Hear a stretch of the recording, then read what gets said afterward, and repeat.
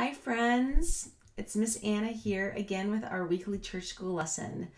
I hope you guys are doing well. I miss you so much. I am so excited about our lesson today because it is one of my very favorite verses from the Bible. And it's one that I probably talk to you guys about more than any other verse in the Bible. It's one I bring up a lot. And you'll see why as we get into the story a little bit. But it's one that I probably bring up maybe a couple times a month in our lessons because it's so important. And it comes from the book of Matthew 22, verses 34 through 46. If you want to look it up in your own Bibles. That's Matthew 22, verses 34 through 46.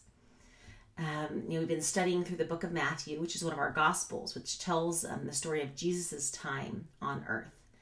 And our lesson today is kind of connected to last week's, because last week we heard about some people that were asking Jesus some questions, trying to trick him into giving a wrong answer so he would get in trouble.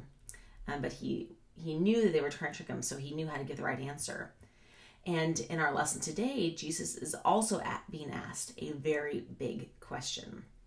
But before we dive into that, I wanted to talk to you guys a little bit about kind of the rules we follow and the things that we learn and the things that we kind of have to, that are most important.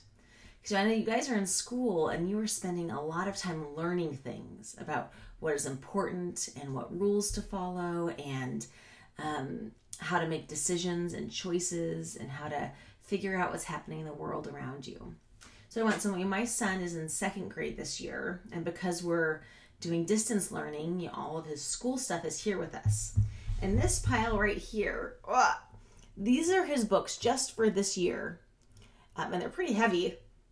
And I was thinking, so this is just for his second grade year are the books. He's kind of taking the information that's in these books over the whole year, and he's going to take that information and learn about it, and it's going to kind of become a part of his brain and how he makes decisions and knows about the world.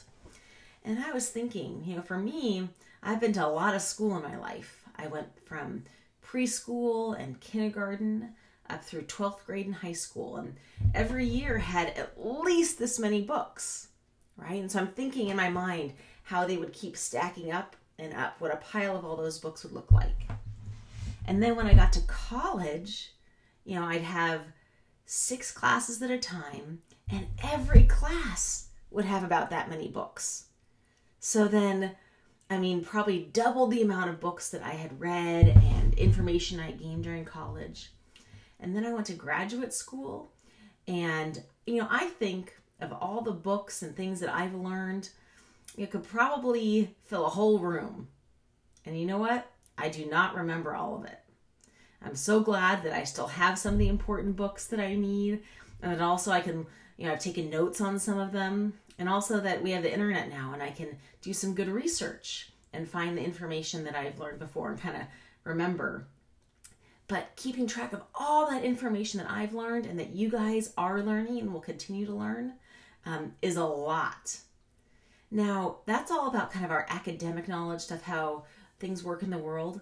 But in the church and in our faith lives, we spend a lot of time too learning about what it means to know God, how we can do our very best to follow God and to live in this world the way that God wants us to. And you know what? There are so many books that help us with that have lots of ideas about how to follow God. We have our Bible, and that is the very most important part of reading to learn about God is the Bible. But I can't even tell you how many books people have written about this book to help us learn. And so I say all this to say there is just so much to know. There is no way any one person in our lives can know all there is to know about God. And that's kind of how it's designed too, is that our job is to just do the best we can and each step to do what we can to learn more about God. And now, so I'm going to read my lesson today about the greatest commandment. And so here we go. Okay? Right there. So it says, the Pharisees spent a lot of time learning about God's law. They were always testing Jesus with hard questions. But why? Maybe the Pharisees wanted to prove they knew the most about God. Maybe they wanted to get Jesus in trouble for saying the wrong thing. Maybe they wanted to follow Jesus, but only if he agreed with them about God's law. Jesus was teaching a crowd of Pharisees and scribes in the temple. A Pharisee who was a lawyer stood bravely in front of Jesus. The lawyer wanted to ask him an important question about God's law. Jesus, the lawyer asked, which of God's law is number one? What is the most important one? I'll give you two answers, Jesus said. First, love God with the three parts of yourself: your heart, your soul, and your mind. Next, Jesus added, love your neighbor, every neighbor, the way you love yourself. One of the scribes jumped up from the crowd. He rushed to stand in front of Jesus. Loving God and each other is number one. Love is the most important of all of God's rules. Jesus smiled because the scribe understood. After that, no one asked Jesus any more tricky questions. So this is one of the verses I talk to you guys about so much because of all the things, all the choices we have to make in our lives, and how the Bible might tell us how to respond to each of those things. Jesus tells us of all the rules and all the thing God wants from us comes down to just this thing: love. To love God with our whole selves, with our mind and our soul and our spirits, and to love one another. That's it. So if we come to making a choice and we're just not sure what God would want us to do, our job is to think, how can we love in this situation? How can we love God and love someone else?